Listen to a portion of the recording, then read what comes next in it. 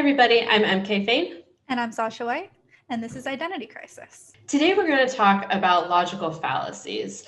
This is something that's come up a lot in the gender critical arena, as well as just in broader conversations online, because there is a lot of illogical argument happening. But we want to talk about this not just because we want you to be able to take down a bad argument on Twitter, but because understanding some basic logical fallacies can actually really help you with your own opinion forming and being sure that your own thought processes are based in sound reason and logic. So, Sasha, why don't you get us started by telling us what is a logical fallacy anyways? Yeah, absolutely. So a fallacy is, and I am now reading from Wikipedia, so take it with a grain of salt, but I think it's a pretty good definition. A fallacy is reasoning that is logically incorrect, undermines the logical validity of an argument, or is recognized as unsound. So now soundness, it says an argument is sound if it is both valid in form and its premises are true. So the premises meaning the statements from which the argument follows or is inferred. So in order to not be fallacious, an argument has to both have a valid form, so it has to proceed in a legitimate manner, and the premises have to be true. So we've assembled a little list of some of our favorite fallacies today that we think are very relevant to all the discussions that are going on and that we have on this podcast. So we want to go through a few fallacies with you guys and talk about them and why we think they're relevant. And I think it's important to note that these are just a really small handful of the hundreds of different types of logical fallacies that exist. So if you want to learn more about fallacies, there's probably going to be a link in a description somewhere that you can click to learn more. Okay, so let's jump right into our fallacies. The first one that we have is equivocation. Using a term with more than one meaning in a statement without specifying which meaning is intended. So an example that we were talking about before is sex and gender. So why exactly is that, MK, an equivocation? So this is something I think we see all the time, and I don't think it's always done intentionally, but the words sex and gender have become so conflated and used when you mean one or the other, and it's not clear which one you actually mean, that the words have actually become nearly synonymous in a lot of use cases. And I think that this has actually been why it has been so easy for gender identity ideology to take hold in English-speaking countries, because we literally think gender is the same as sex for most cases. So these words are actually different. Sex refers to biological reproductive ability, and gender refers to social roles inflicted on people based on their sex. And instead, what we see throughout society is even, you're just filling out a form and it says gender, but then the options are male and female. So that's a clear confusion because male and female refer to sex. Gender would be man or woman. But then because this equivocation has already happened all throughout society, I think that makes it easier in these arguments for trans activists who want us to equivocate sex with gender to be able to say that if they get you to say, oh, sure, you are a woman, the gender, then they're able to take that the next step and say, well, then your sex is female, because sex and gender have become so conflated. Yeah, absolutely. And, I think what's important here is that when one term becomes muddled or, it muddies the water, it ruins the entire line of arguing. So I interviewed Helen Joyce, who is trained in math, and she said that she comes at it with this perspective of if one thing is wrong in the proof, the whole thing is wrong. And so that would be here, the definition of sex or gender, the definition of the word woman, for example, that would then muddy the entire argument that follows. Yeah, maybe another word that I just thought of that's in this argument a lot it's unclear what the meaning is the word radical. We talk a lot about radical feminists, and the phrase used to, still does originally referred to the idea of getting at the root of something. And that's what a radical is, thinking of math as well. If you remember, then, square root is radical. And so it meant getting to the root of women's oppression, which patriarchy and male violence. But radical in its common phrase means extreme and like on the fringes of society. Or cool. And yeah, or cool. You're right. Yeah, radical. I'm a cool feminist. Right. But again, I think that this makes the argument more confusing because it's hard to say you are a radical feminist when people can interpret that as meaning you're an extremist. Okay. Proof by assertion. Now, I'm sure this is going to be ringing a lot of bells for people listening. It's very familiar. A proposition is repeatedly restated regardless of contradiction. Very similar to argument from repetition, repeating an argument until nobody cares to discuss it anymore. God, Sasha, can you think of something that happens in this argument like that? Gosh, I really, I've never seen that done. Like, where would that even be? Like a single one phrase that's just mindlessly repeated over and over again as if it's an argument. Is it something about like women or trans or maybe something? What trans women are?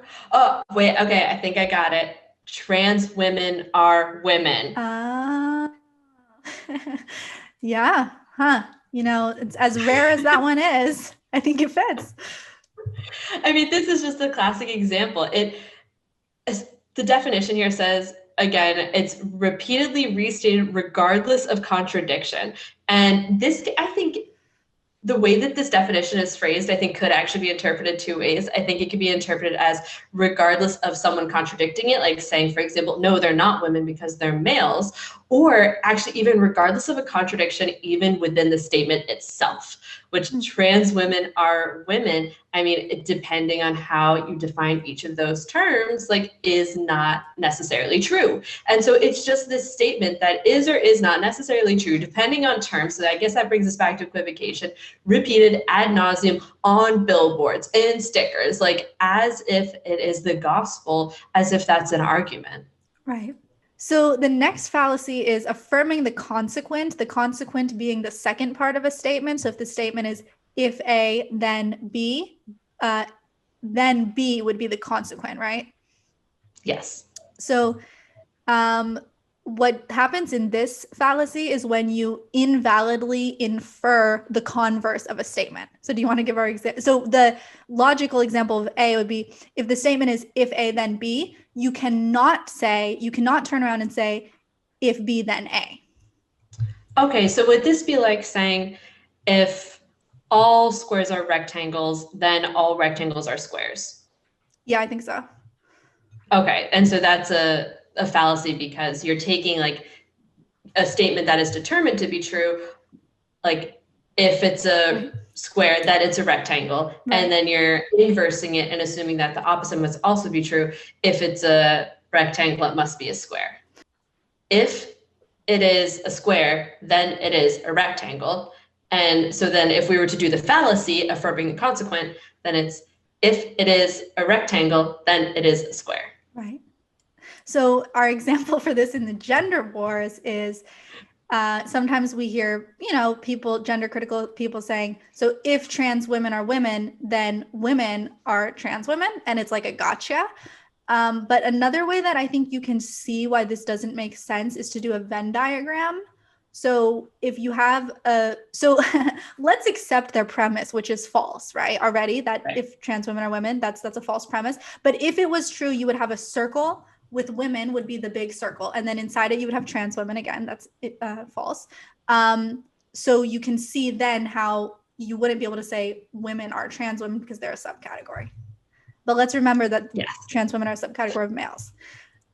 Yes. This is the problem with playing logic games is sometimes in order to get to the point where you're debating that point, you have to accept the false premise. And so keep that in mind, everyone. We're going to play a lot of games today, I guess. Yeah. And that's why we wanted to make sure to be clear in the beginning that we talked about how for an argument to be sound, it has to both have a true premise and have a valid form. Right. So our next one is magical thinking, the fallacious attribution of causal relationships between actions and events. So MK, do you want to take it away?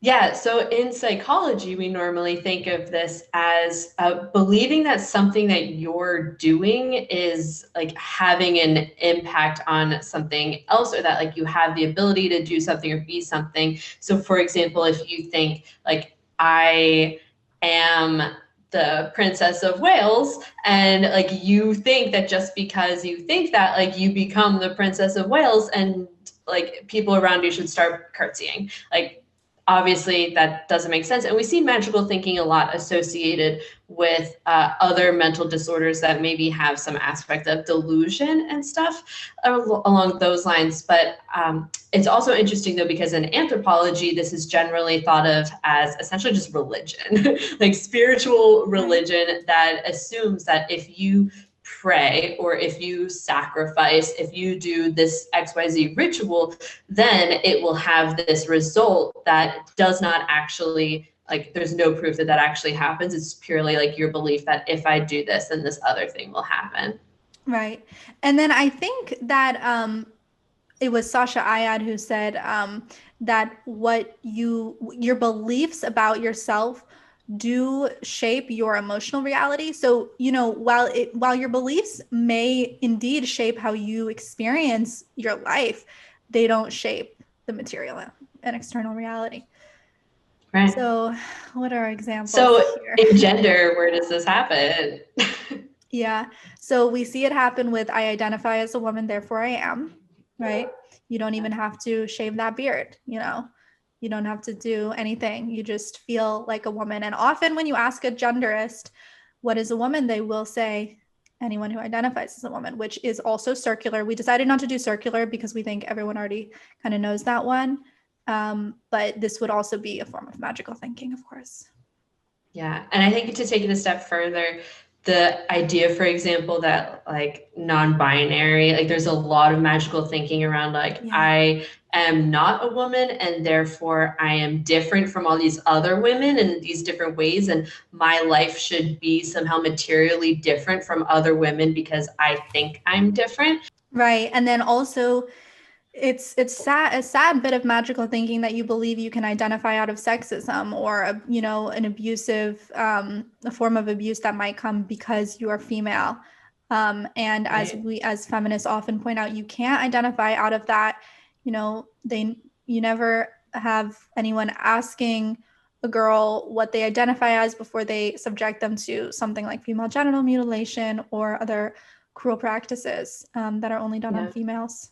In that instance, and I think a lot obviously of people genital who are mutilation. doing that sort of, right. I think a lot of people who are doing this sort of magical thinking don't even realize that they're doing it. Like so many of the women we see, the young women identifying out of womanhood, it's really obvious that they're trying to escape some sort of like male violence, trauma, sexism, oppressive gender roles, homophobia, like these things that are related to their sex and their life. And if you ask them, will you still face male violence as a non-binary person? They would probably say, yeah, because I'm non-binary. And but I think there's even like, not only is there the magical thinking, but then there's like the total lack of self-awareness that that's happening. And so you're right. It's really sad, this one, honestly, because this, I think, is really just a lot of times people are just in pain, and this is a coping mechanism more than anything. Yeah. And then here's an example that's a little less sad, but sometimes men will identify as non-binary in order to distance themselves from being perceived as a threat. And then another example, or having privilege. Yeah. Yes, precisely. I think that's more actually than the being perceived as a threat. Although I think it can play out in the other way too, in the sense that they are then less they come across as less threatening to women who buy into that form of magical thinking. So because they're no longer a man, or they're no longer a cis man. And then penis can be female was another example we had, which is also the linguistic sleight of hand, as Zach Elliott points out to cite him. That's from him. But because it's like, how can a penis be female? Well, if the person is identifying as a female, then everything about them is female. And that's what they say when they say, like, MK, before we started filming, you said, how some trans women wear t-shirts that says adult human female, and they're saying, yeah, I'm an adult, I'm a woman because I'm an adult, I'm a human, and I'm a female because I identify as one, and therefore my body is a female body, my parts are female parts. And this is quite literally what people like Chase say and promote. So yeah.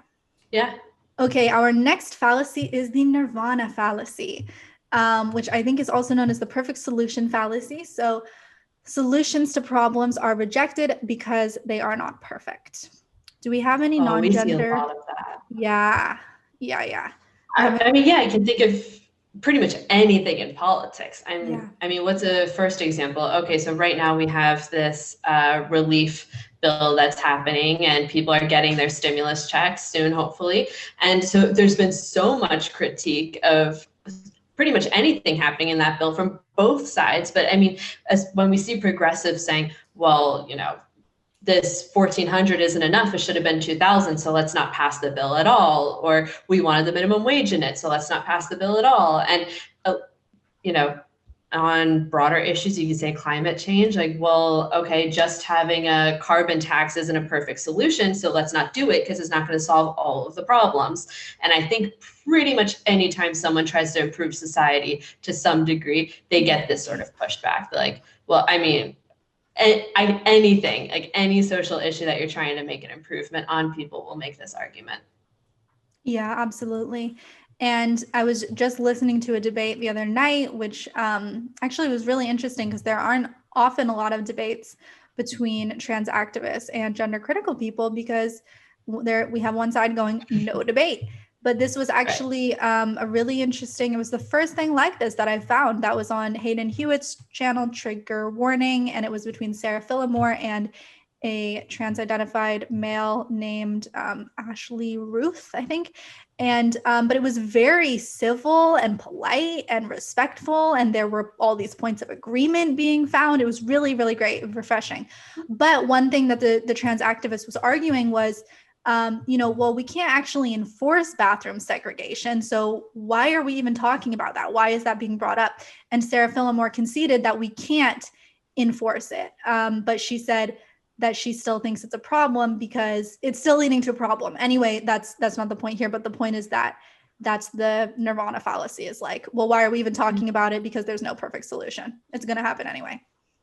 And that seems to be the case of pretty much all of the like women's space issues right now. I mean, sports being another one. Yeah. Well, there are some people who have disorders of sexual development who like maybe grow up their whole lives believing they're female. They have female anatomy from the outside. They have no idea what their chromosomes are.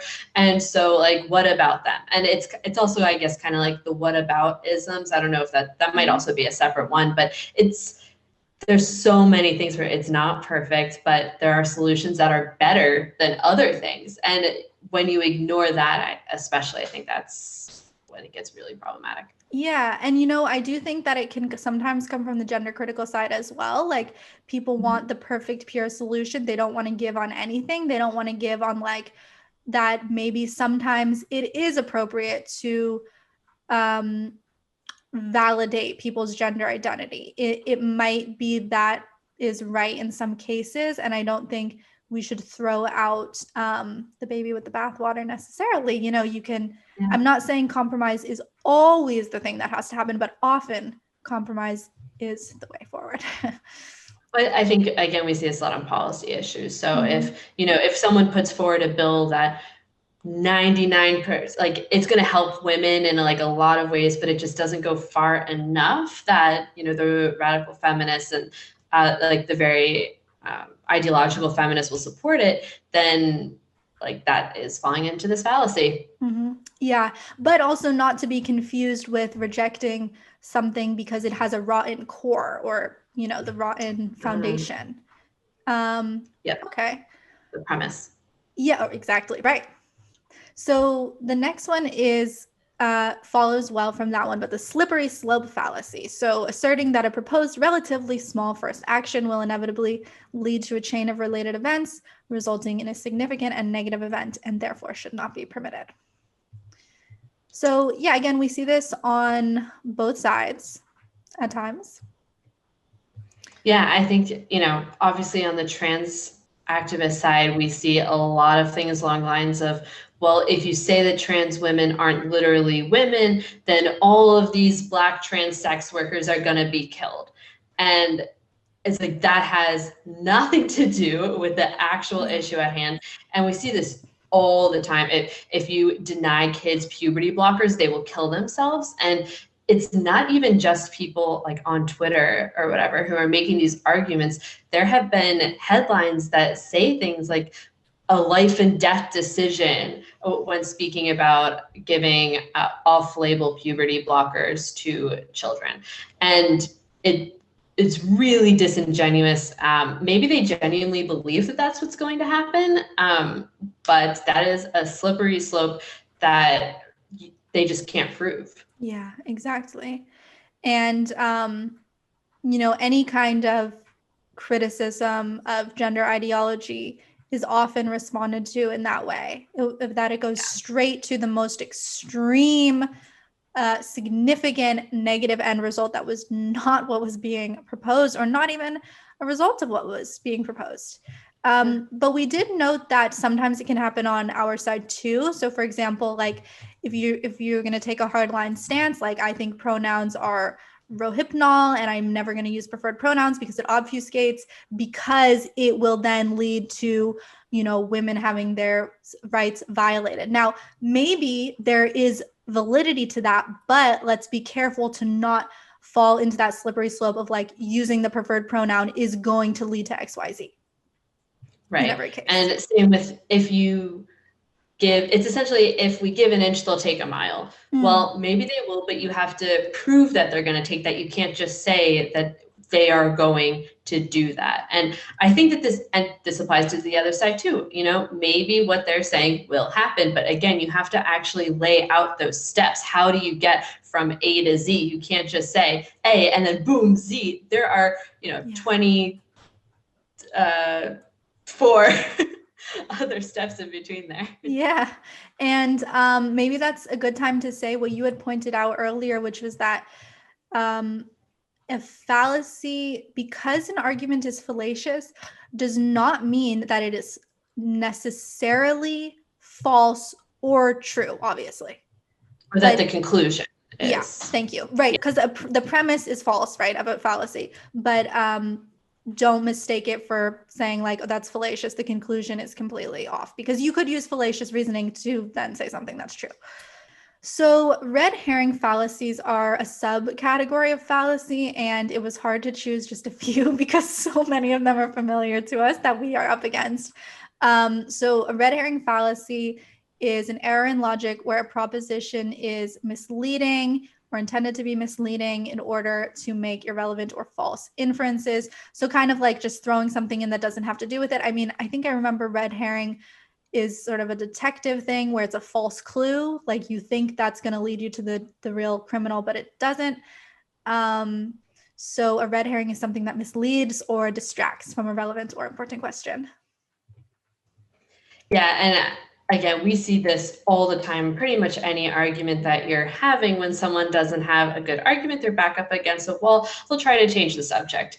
If you have ever been in a relationship or had children or had a fight with your friend, you have probably either been on this receiving or giving end of these. Most of us have been both at some point in our lives. So for example, if you're fighting with your partner and they say, you never do the dishes, I wish you would do the dishes more. And then you say, well, your mom was awful to me at Christmas. Like, right. Okay, maybe true. Like, yeah, maybe that did happen. But like, unless there's some connection between that and the dishes tonight, that has nothing to do with it. It's a total distraction. And I think that we do see this in a gender debate all the time. Yeah. Yeah. And I think, and it similarly can be simultaneously, it can be an appeal to emotion. So like one example from the gender ideology side is like anything you say, they're going to go, well, Black trans women are being killed. Which is also the appeal to emotion, and it's also thought terminating because it's so horrific. It's not like I can say, well, no, like to that, but it's not responding to what the person was actually saying.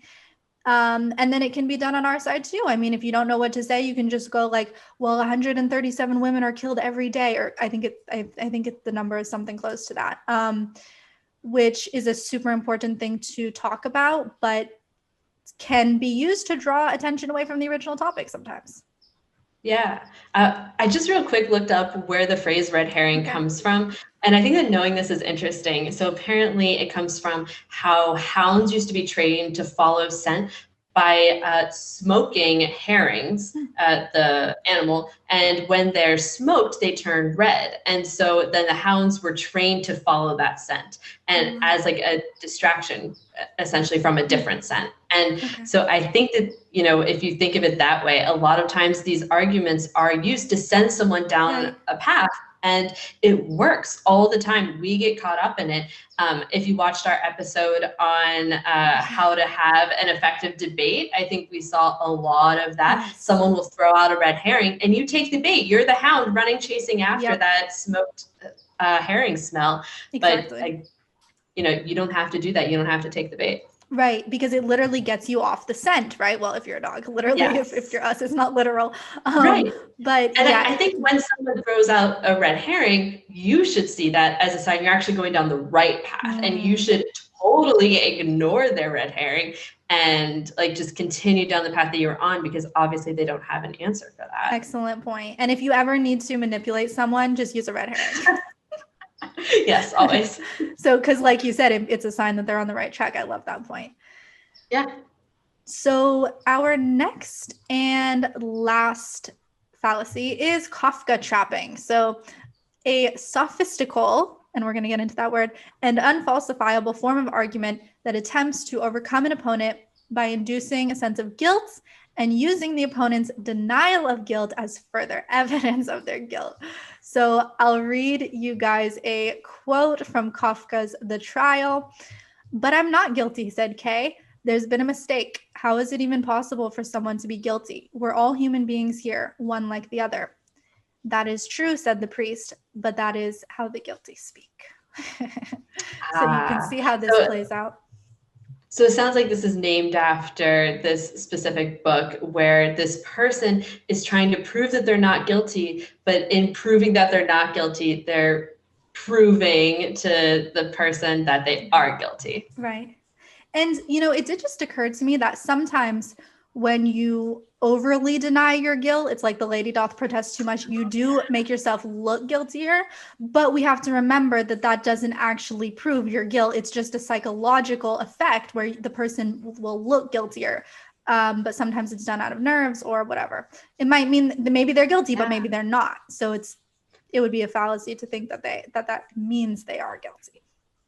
I listen to a lot of true crime podcasts, and we see this all the time, and in both directions. When someone does something that is like, well, that's what a guilty person would do in trying to prove their innocence. And well, maybe it's what an innocent person would do who's trying to prove their innocence. Right. and they're just not thinking it all the way through that it could make them look guilty. And you really don't know. Okay, so, and then this was described as a sophistical attempt to overcome the opponent. So we just wanted to briefly touch on sophistry, which is an interesting topic. So the sophists were paid teachers of philosophy and rhetoric in ancient Greece. So as opposed to Socrates, who just went out to the town square, basically he just logged onto Twitter. He's like, come at me, ask, whatever. And then he would just ask them questions. We all know the Socratic method. Which we like the Socratic method, don't we? Because we think that's more effective. Yes. So, actually, going into that episode, I did a little bit of research on the Socratic method, and it's a lot more than just asking questions. And there's a lot more specifics in there. So maybe sometime we should actually dig a little bit more into the Socratic method. Let's do that. I would love that. That would be super fun. So for now, all we'll say is the sophists they're associated with skepticism and using clever rhetoric that isn't true or that it's fallacious.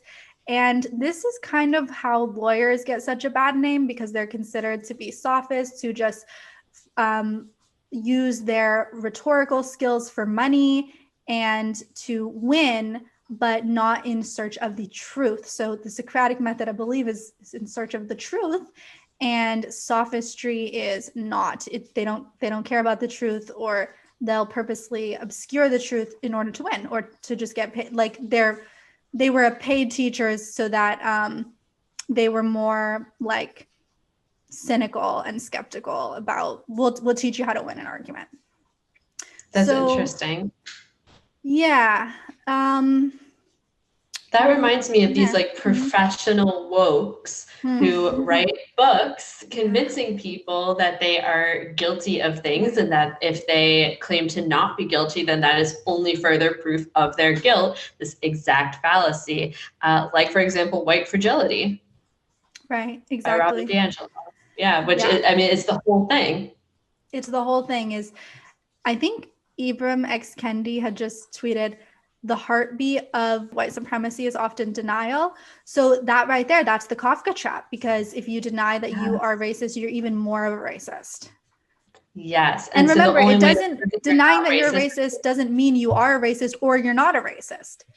Right. It's just a statement, like, about what you think about yourself, or what you want people to think about you. But yeah, it's true. And I think we see this broader, like in the whole, like, critical theory space in general around privilege.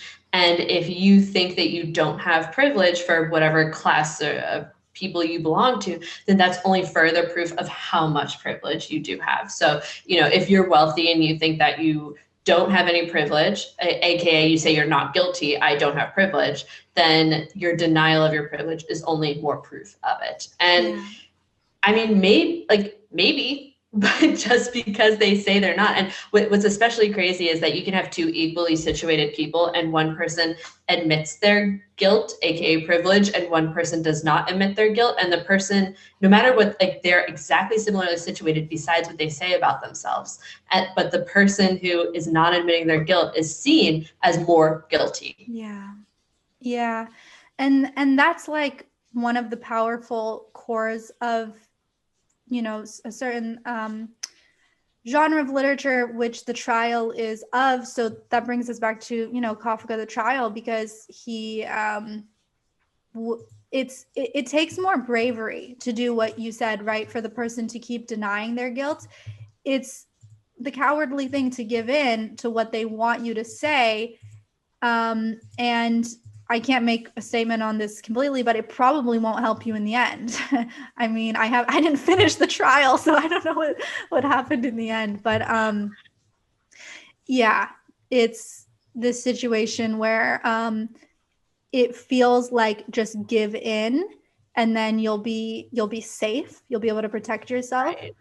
But you are giving up a lot. Then you're under their control. Maybe you're safe from what the immediate consequence was. Like, admit you're racist, or else we're going to cancel you. And so, you know, these people might bend over backwards to say, yes, I'm full of white privilege, and I have racism that is internal, and I'm still trying to learn and whatever. And however much of that is true or not doesn't matter. But now they've said it, so they're like, okay, I'm safe. Like, I said the thing I was supposed to say. But then, like, now you have this group of people who control you. Like, you are just a puppet and they're your puppet masters. And now everything you do, now that you have shown that you will capitulate, that you'll bend over backwards and admit your guilt over something that you may or may not really believe, and then they, like, you know that you cannot back out of there because you're under their control now. They have this over you. Right, exactly. You can't take it back if you've admitted guilt. And in that, in the trial, he didn't know what he was being accused of. Like, no one would tell him, which added to the obviously nightmarish vibe of it. But yeah, make sure you know what you're admitting to. If you're gonna say I have white privilege, like, make sure you know what that means. Can you define that? Can you quantify that? Can you give examples and evidence of that?